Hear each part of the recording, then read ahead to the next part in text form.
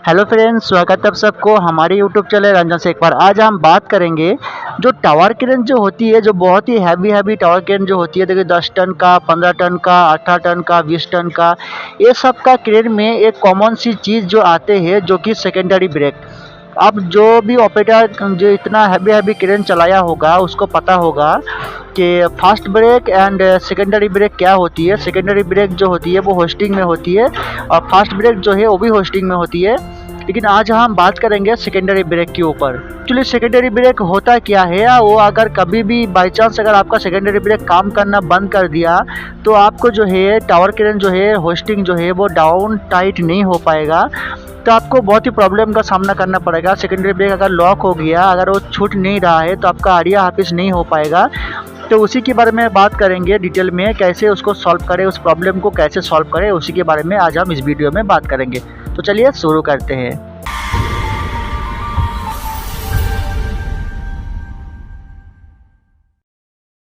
जो भी normally crane है 5 टन से लेके 8 टन का, वो सब क्रेन में जो है सेकेंडरी ब्रेक नहीं आते हैं।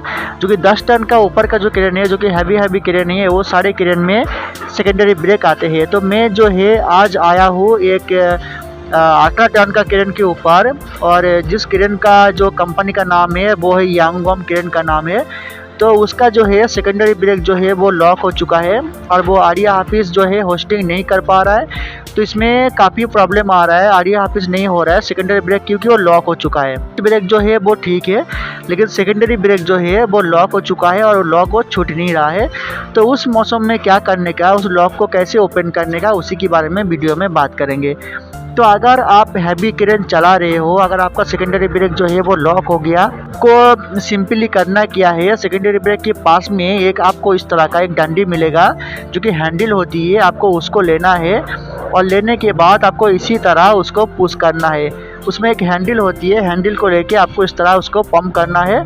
तो जैसे आप पंप करोगे, मैनुअली पंप करोगे, तो सेकेंडरी ब्रेक जो है वो ऑटोमेटिकली रिलीज हो जाएगा।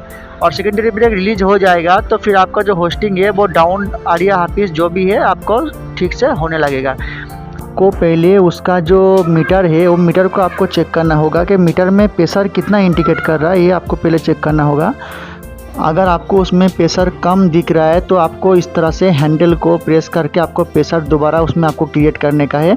और आपको ध्यान में देना है कि प्रेशर जो है उसको 10-15 के ऊपर ही रहना चाहिए, उसका नीचे नहीं होना चाहिए। ये बात आपको ध्यान देना है। अगर प्रेशर कम हो गया तो ब्रेक जो है ऑटोमेटिकली लग जाएगा और वो काम नहीं कर पाएगा।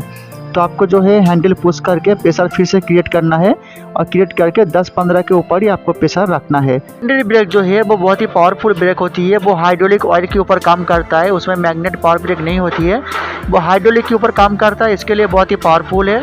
अगर आपका लॉक हो गया तो आप आरिया हाफिज नहीं कर पाओगे। तो आपको इसी तरह जो है सेकेंडरी ब्रेक अगर लॉक हो गया तो आपको इसी तरह उसको ओपन करना है। बहुत ही आसान तरीका है, आप आसानी से कर सकते हो, कोई बड़ा प्रॉब्लम नहीं है।